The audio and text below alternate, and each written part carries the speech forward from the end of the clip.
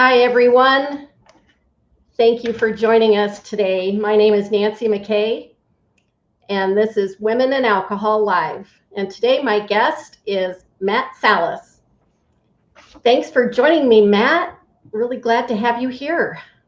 It's my pleasure, Nancy. I grew my hair out long just because it's women in alcohol, and I wanted to try to fit in That's, a little bit. So here and, I am.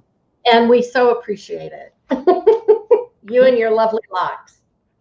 So Matt is an author and a Yes. speaker. He lives here in Denver with his wife and 4 children. And Matt believes, like I do, that the single most important weapon that we have to defeat the disease that affects over 15 million Americans is to speak out and destroy the stigma of shame and blame associated with alcoholism. One of the many ways that Matt is doing his part to eliminate the stigma is all about his new book, Sober Evolution, which will be released next Wednesday, and you can pre-order that on Amazon. Matt's going to tell us a lot more about his book in just a bit. We will be having adult conversation with the very good likelihood, at least on my part, of adult language. So if you have children in the room, now's a good time for headphones. And if you want to leave a comment for either Matt or me or a question, you can give StreamYard access to your name and permission. And you can do that by clicking on the link that I've put in the chat box. So I think we're ready to roll. So Matt, I'm so excited to hear about your book, and I can't wait to read it. Sounds good. So fill us in. I'm excited for you to read it. I'm excited. Absolutely. Yeah. Well, it's called Sober Evolution, Evolve into Sobriety and Recover. It's called Sober Evolution, Evolve into Recovery or into Sobriety and Recover Your Alcoholic Marriage. And here it is. I've got a copy. Wonderful. And yeah, it'll be released on the 23rd.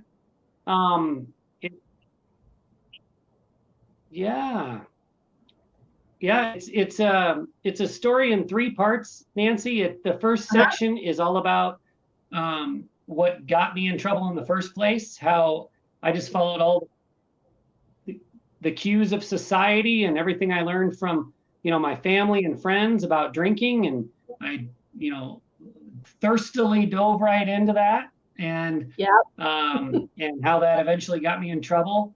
The, experimentation in high school turned into binge drinking in college, which turned into nightly cocktails, as I became a young adult. And eventually it turned into dependence and debilitating depression and wrecking my marriage and things like that.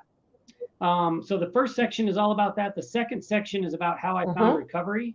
I didn't go the AA route. I have actually never been in a 12-step meeting. I'm not against AA or 12-step meetings. It just wasn't a good fit for me. So I go through everything that I did to get sober. Tons of reading. I really connected with the stories of the alcoholics that had come before me and found recovery. I learned about addiction nutrition. I learned about how important it is to eat the right things to regenerate our neurotransmitters. I really believe in a scientific approach. I learned all about brain chemistry and how that works. But the most important thing I did, Nancy, was about a year into my sobriety, I came out to 3,000 people. I took every email address I'd ever received and sent those people an email about my high functioning alcoholism and my commitment to sobriety. And it was really a life-changing thing. Yeah. And that's what the whole middle section of the book is about, the importance of recovering out loud. Yeah. And then the third section of the book is about recovering my alcoholic marriage, which is even harder than getting sober. Sobriety doesn't fix anything. It just rips off the Band-Aid and exposes all the wounds. And I naively thought if I stopped drinking, my relationship would be great. And it was far from great. So yeah, my wife worked extensively with me on the book, all 3 sections, but especially the 3rd section where we spend so much time talking about our marriage and what it took to pull it out of the ditch, basically. Wow, that is so, that's so important, and it's something that we don't hear much about, really. A couple weeks ago, I interviewed my friends Julie and Ben, and they met in the rooms of AA, and so it was interesting to hear their story. But for you and for most of us, we have to learn how to navigate those waters in a different way, and it's it can be a little tricky, when you have to face things sober that you didn't, that you were able to do numbly, right, in the past. Then it's a different it's a different situation, so I really am glad that you address this in your book, and that Sheri has been so not only supportive but pivotal in your recovery and in her recovery. Because it's not like she's a bystander, an innocent bystander. She's in there, with you. And I'm curious, does she drink socially, or do you guys have a sober household?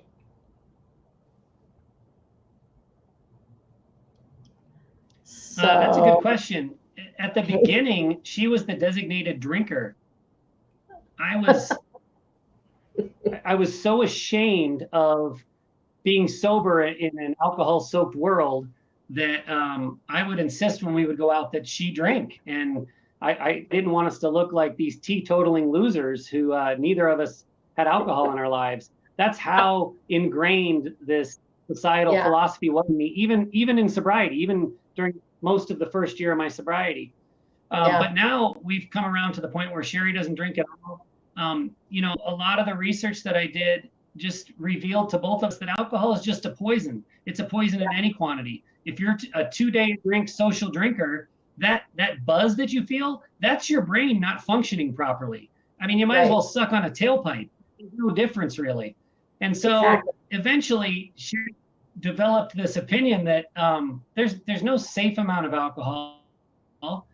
There's no acceptable, there's no desirable amount. And so she hasn't had a drink, and I think it's been over a year now. When we were young, we both drank hard. And then when we got married, especially when we've had our first child, she matured like many people do. Not all of us, though, right? Right. I didn't get the maturity on the shoulder, and I just kept drinking like crazy. But she matured away from it. So she was a pretty late drinker anyway. And then my drinking was so unattractive to her that by the end, she wasn't drinking much anyway. Yeah. But then through all that we learned, she wants nothing to do with it. We both equate it to, I'm sure there's a safe amount of Drano you can drink, but why would you want to? It's just, it's not good for you. Right. Exactly right. Exactly right. So you started drinking in high school like I did, and everything escalated. You call yourself, you said that you were a high functioning alcoholic. And so did you have any serious consequences from your drinking? Did something happen was there a catalyst to getting you sober, or did you just kind of determine that it was time? I've got a therapist friend who taught me. He and I actually started a podcast together. He has since moved on. Sheri and I do the podcast together now. It's called the Intoxicated Podcast. But on an early episode, he told me that there's only one reason why people make significant changes in their lives, significant kind of life-changing alterations, and that reason is pain. And it's got to be their own pain. It's not enough for them to be putting loved ones in pain. or to be experiencing pain through the eyes of other people. They've got to themselves be in enough pain. So for me, there is no, fantastical rock bottom up in flames story. My depression just got so bad that I didn't want to be alive. I was never suicidal. There's a subtle difference there. I always felt too much love and responsibility for my kids to ever reach the suicidal stage. But if God had hit me with a bus on the way to work one day, I wouldn't have been complaining. I was in a pretty bad place. So between the debilitating depression and anxiety, that was rock bottom for me that caused me to say enough is enough. But again, I thought, okay, it isn't like it stuck the first time. I mean, I tried to get sober for 10 years, but finally, on the time that I made it, I thought the sobriety would fix everything in my relationship, and it didn't. And what I've learned not only through my experience, but now Sheri and we work with loved ones of alcoholics who are in recovery, and we write about this in the book. There's a cycle to it. There's this, it starts with resentment. The loved one has this built up resentment. The alcoholic is apologizing and saying, I said I'm sorry and I quit drinking. What more do you want? But we don't understand that there's just a lot more to it. So we had to deal with the resentments. The trust was completely gone. I had no idea. I thought I was a trustworthy guy, but we had to build back the trust. We had to address things with our children, let them speak their mind, share. We did a pretty good job of keeping our children out of my alcoholism, but there's still pain, and children pick up on so much. So we had to deal with that. And then, time is a big piece of it too, Nancy. I mean, especially for someone like me who had tried on several occasions to quit unsuccessfully. It didn't matter what I said. It didn't matter what I did in the short term. My wife wasn't going to believe that I was going to stay sober. I had to prove it over a very long period of time. And eventually we were able to build back the trust. Intimacy is a whole nother piece of the program. I destroyed our intimacy by, not recognizing the trouble I was causing and, just insisting on continuing to have a normal marital sex life. Well, my wife, want nothing to do with it. So every time I tried to, instigate intimacy, it was just another nail in my coffin as far as our relationship's concerned. So there was a lot of repair to be handled, and we write in great detail about it in the book. So it's very, it was very cathartic to write, but it's very revealing. And the initial responses I've got from people is, especially that third section where we talk about the relationship, it's just not things that people are talking about.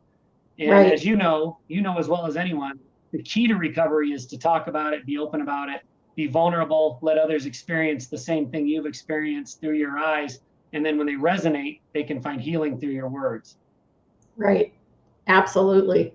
Well, as I said, I'm so glad that you guys tackled that, and I can, I'm just so anxious to get my hands on that book. I can hardly stand it. So how long have you been sober? 3.5 years. Okay, great. Well, congratulations on that. So you said you said you tried for 10 years to get sober. Is that accurate? Is that about right? Yeah. So I went through what I think a lot of people go through. I went through the phases of trying to come up with rules that I would put around my drinking to try to control it. So I would go, let's say 6 months sober, and I would say, you know what? I figured it out, Nancy. I figured it out. If I only drink beer and I only drink on the weekends, and if it's a normal weekend day, I'll only drink 6, but if we're going to a party, I'll allow myself 12, then that'll work. Or I'm going to drink a glass of water between every drink. Or, I'm only going to drink between the hours of like a happy hour, like from 5 to 7. I'm not going to drink into the night, and I'm not going to drink in the afternoon. I mean, you name it, and I tried it. So it took me 10 years to work through all those rules before I realized none of that was going to work. And the only solution for me was to quit entirely. Yeah. Yeah. And that's a tough decision to come to unless, for my story, I put a gun to my head. And so that was a real wake up call for me. That was it. And I never, I never relapsed or had any of that sort of indecisiveness happen after that. Now I did leading up to it, for years, and I knew for years that I had a problem. But, I think, exactly like what you said, if you're in enough pain, then that's when you'll address it. And, I've got a few clients that are sort of in that, that limbo area where they're not quite sure, and so it's,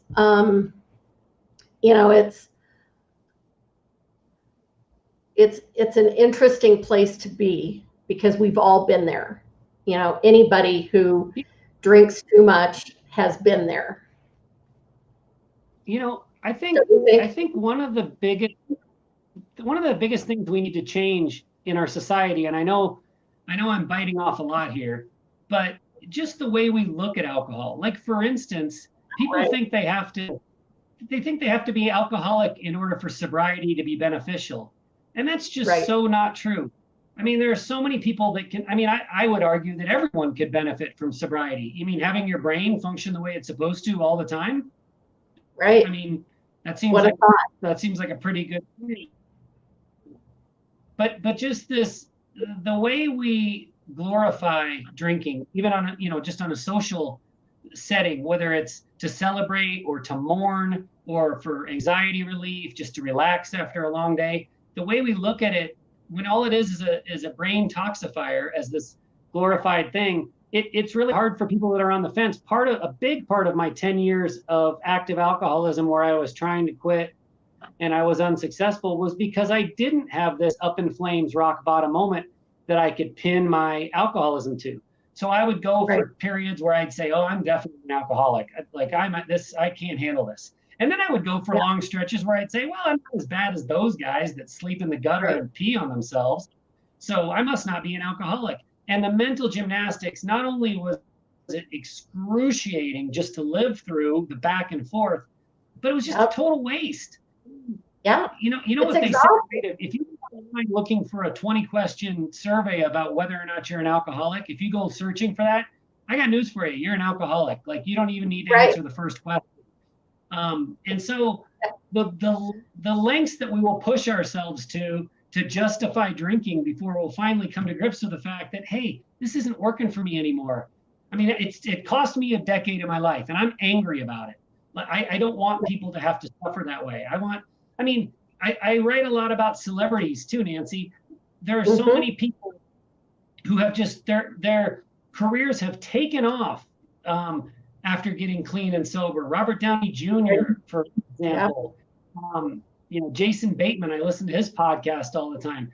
These are people that they weren't doing great before they got sober, and then they maintained it in sobriety. They were doing mediocre before they got sober, and then they skyrocketed in sobriety. So, there's so many benefits not drinking, and we've just got to get away from this thing that drinking is an ingrained part of our culture that we learn from birth, and it's part of our destiny. It should not be a person's destiny to be a drinker, and that's what the case was with me. Yeah, I agree. And the alcohol companies are taking on the role that big tobacco had years ago, and they're just making it so that it's normal to have a drink in your hand at all times. And it's such well, it's disgusting. And,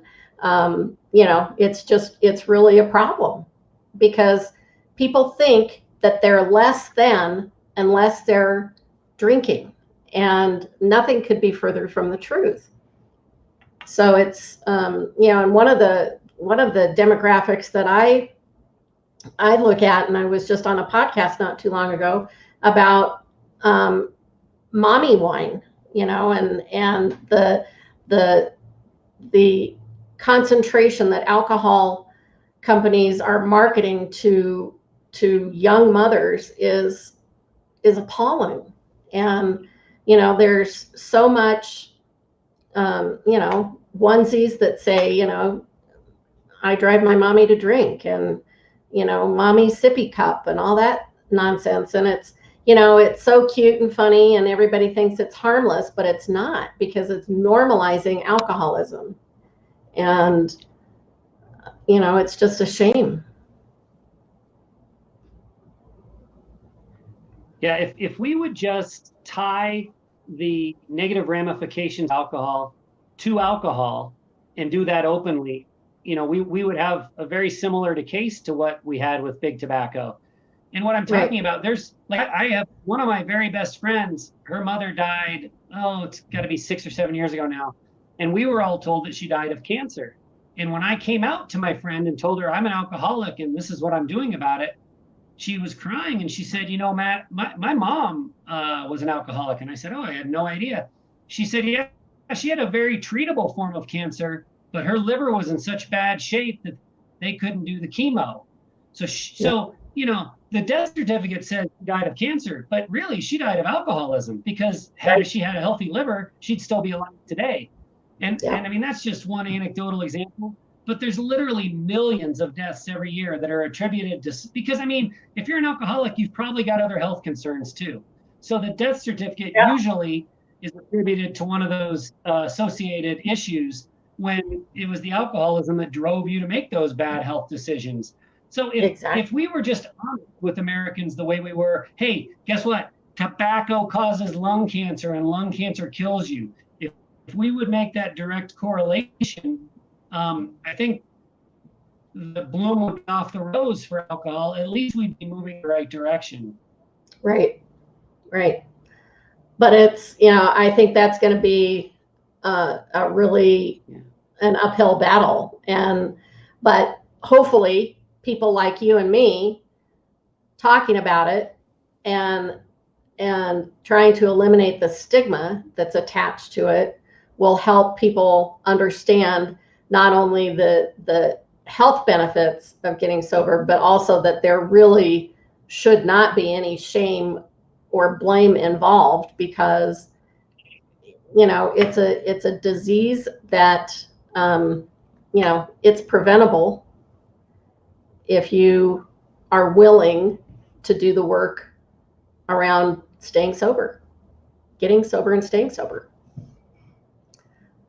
It's absolutely, or not becoming an alcoholic in the first place, right? I mean, exactly. If you want to talk about preventable,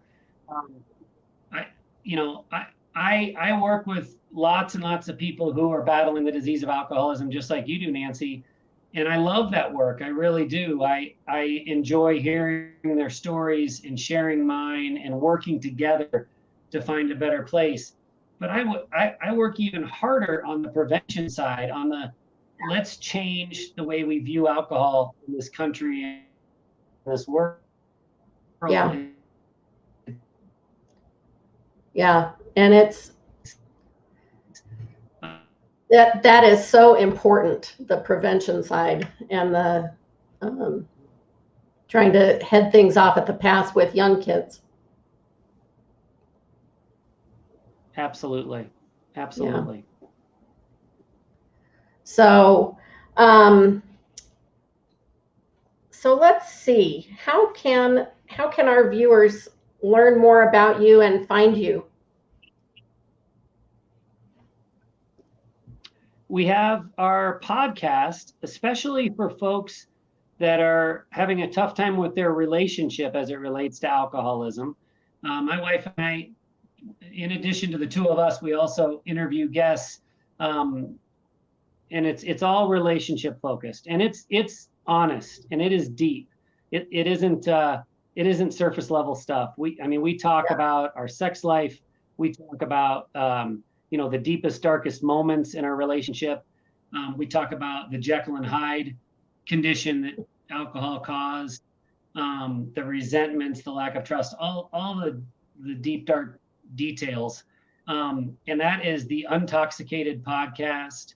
And, it's an easy Google search. It's available anywhere people listen to their podcasts. I also write about my story at our website is soberandunashamed.com. So there's a blog there. There's all kinds of other resources, a couple of free ebooks.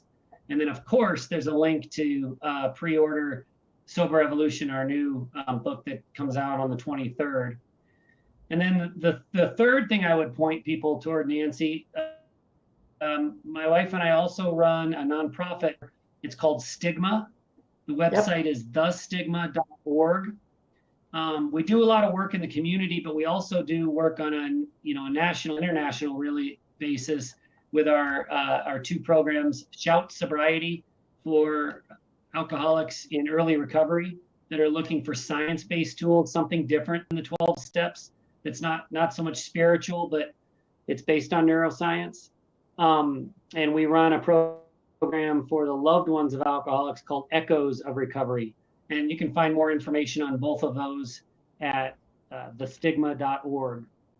So that's kind of where we are in the big bad world.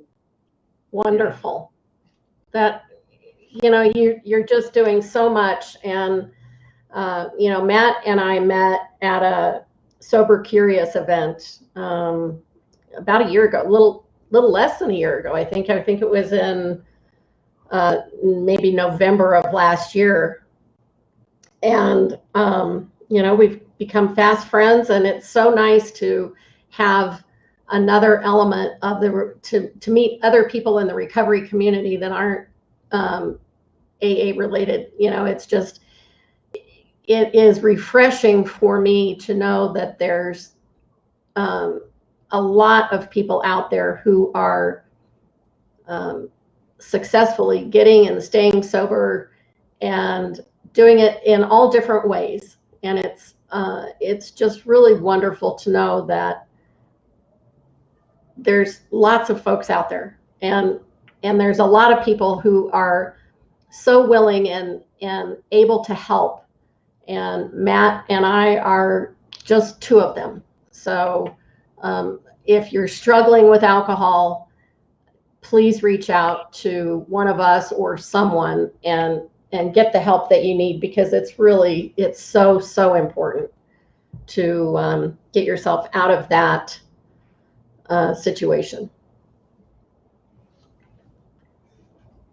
Absolutely. I get a lot of feedback, Nancy, from 12-step folks, from AA folks. And some of the feedback is negative, honestly. I am not an AA hater. I think there's a value there. I think the program has literally saved hundreds of friends of mine, their lives. So I'm not a hater. I chose a different route.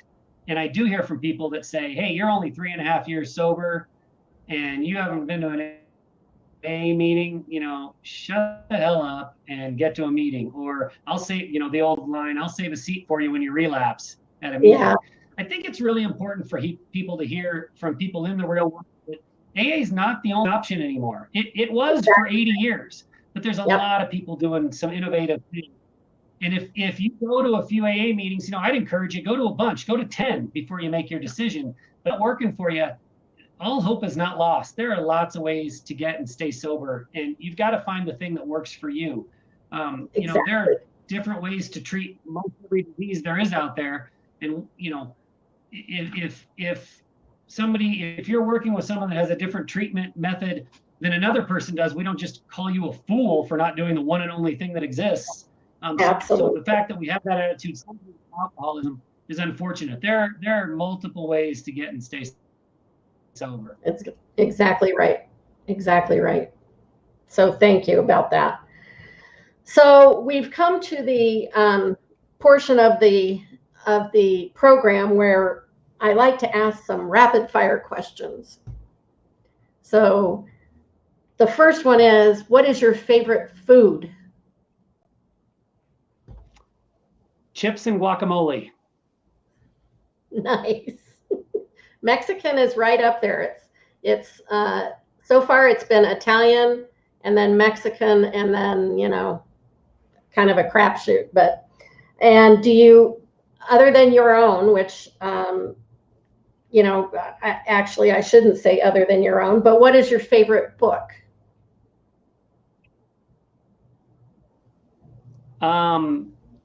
Caroline Knapp's Drinking a Love Story. I love that book. She's the godmother of memoir. She's the best. You know, she's the writer that I someday aspire to. You know, I'll never reach her level. But I've read that book a dozen times. I know this is supposed to be rapid fire, but I'll tell you real quickly. There's a section in that book about anorexia. I didn't even know how to spell anorexia the first time I read that book. And I still, like, I cry when I read that section, even though that doesn't directly relate to me. She's just fabulous. Yeah. Yeah, she was fabulous. And that was the book that I read the day after I put a gun to my head and realized that the gig was up. And I had a little collection of books about drinking and quitting and recovery that I read cover to cover the next day. And hers was one of them. And that book was pivotal in me determining that was it. I had to quit.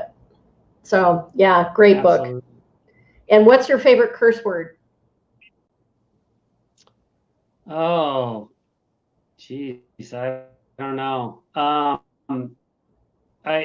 On our podcast, we talk all the time about the fact that I was a drunk asshole and my wife was a flaming bitch. So I guess that's 2 curse words, but that's what we call each other on the podcast sometimes. Well, okay. You almost got a snort out of me there. That was good. I like it.